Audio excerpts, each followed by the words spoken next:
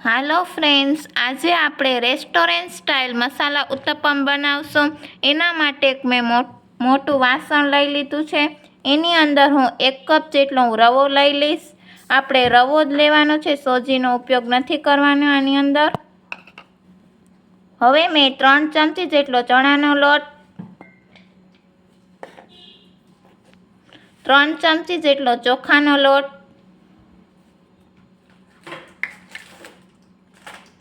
અડધા કપ જેટલું દહીં। હવે આપણે બધું જ મિક્સ કરી દઈશું। બધું આપણું મિક્સ થઈ ગયું છે।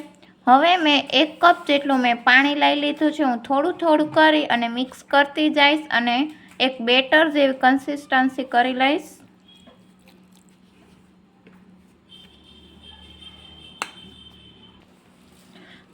આપણે બેટરની કન્સિસ્ટન્સી આ રીતે હોવી જોઈએ। હવે એની અંદર હું સ્વાદ પ્રમાણે મીઠું એટલે 1 ટીસ્પૂન જેટલું મીઠું। હવે આપણે બધું જ મિક્સ કરી દઈશું।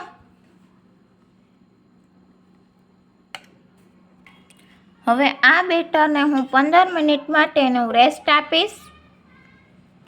હવે આપણે મસાલા ઉત્તપમ માટે સિક્રેટ મસાલો બનાવશું।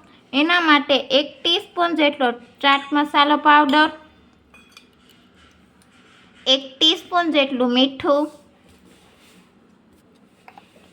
અડધી ટીસ્પૂન જેટલું લાલ મરચું પાવડર। હવે આપણે મસાલાને મિક્સ કરી દઈશું।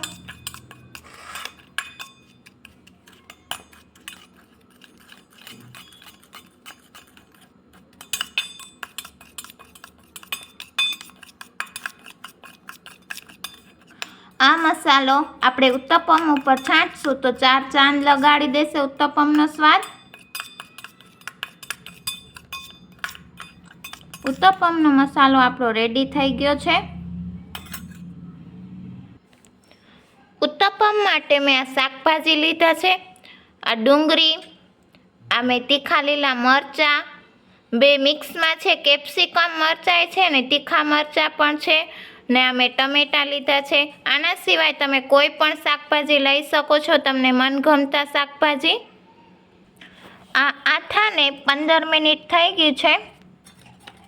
હજી આપણો આથો ઘટ છે એટલે આપણે થોડુંક પાણી એડ કરશું। આ મેં 1/4 કપ જેટલું પાણી લઈ લીધું છે। આપણે થોડું થોડું કરીને મિક્સ કરતા જઈશું। બેટરની કન્સિસ્ટન્સી આ રીતે હોવી જોઈએ ને 1/4 કપમાંથી મારે 3 ચમચી જેટલું પાણી મારું વધ્યું છે। હવે મેં 1 ટીસ્પૂન જેટલું બેકિંગ પાવડર લીધું છે। આ બેકિંગ સોડા નથી, બેકિંગ પાવડર આમાં લેવાનો છે, જે આપણે કેક બનાવવામાં ઉપયોગ કરીએ છીએ એ જ છે આ બેકિંગ પાવડર। એનાથી આપણા ઉત્તપમ બહુ જ સરસ ટેસ્ટ આવે છે। રેસ્ટોરન્ટવાળા પણ બેકિંગ સોડા નથી ઉપયોગ કરતા, બેકિંગ પાવડરનો જ ઉપયોગ કરે છે એ લોકો પણ। મસાલા ઉત્તપમ માટે મેં નોનસ્ટિક લોઢી મૂકી દીધી છે ગરમ કરવા માટે। હવે આપણી નોનસ્ટિક લોઢી ગરમ થઈ છે કે નહીં એના માટે આપણે ચેક કરશું। એના ઉપર આપણે પાણી થોડુંક છાંટશું। આપણે થોડુંક જ છાંટવાનું છે, આથી લૂછી લેશું।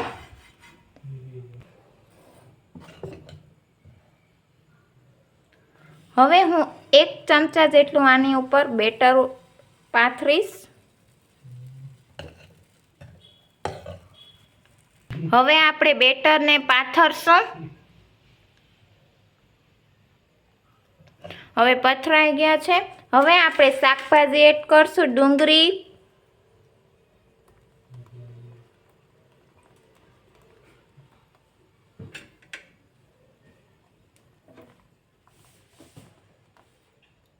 ટમેટાં,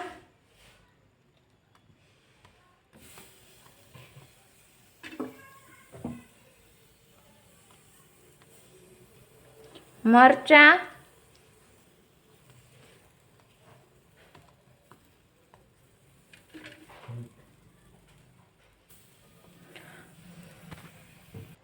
હવે આપણે શાકભાજીને થોડાક દબાવી દઈશું એટલે આપણે અંદર સુધી એ કૂક થઈ જાય।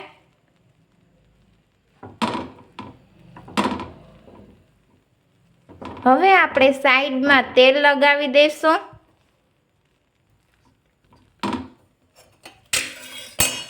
પહેલા આપણે સાઈડમાં લગાવશું।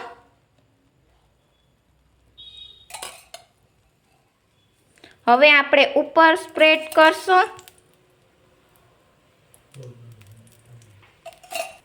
હવે આપણે જે મસાલો બનાવ્યો એ આપણે સ્પ્રેડ કરશું।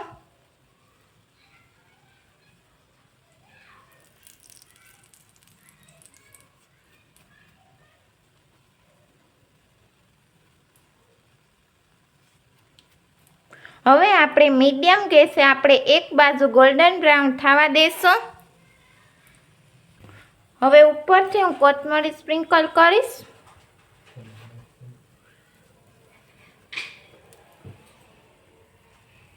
હવે એને આપણે ઉથલાવી દઈશું। એક બાજુ આપણું ગોલ્ડન બ્રાઉન થઈ ગયું છે એટલે જો સરસ આપણું એક બાજુ ગોલ્ડન બ્રાઉન કલર આવી ગયું છે। હવે મીડિયમ ગેસે હું બીજી બાજુ પર થોડો ગોલ્ડન બ્રાઉન કલર કરી લઈશ। હવે આપણે બીજી બાજુ પણ ઉથલાવી લઈશું। બીજી બાજુ પણ આપણું ગોલ્ડન બ્રાઉન થઈ ગયું છે।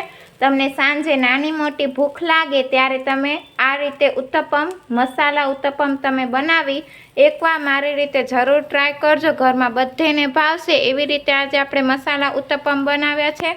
હવે આપણે સર્વિંગ પ્લેટમાં કાઢી લઈશું મસાલા ઉત્તપમને। મેં મસાલા ઉત્તપમ સર્વિંગ પ્લેટમાં કાઢી લીધું છે। એના સાથે મેં લીલી ચટણી પણ મેં સર્વિંગ પ્લેટમાં કાઢ્યું છે।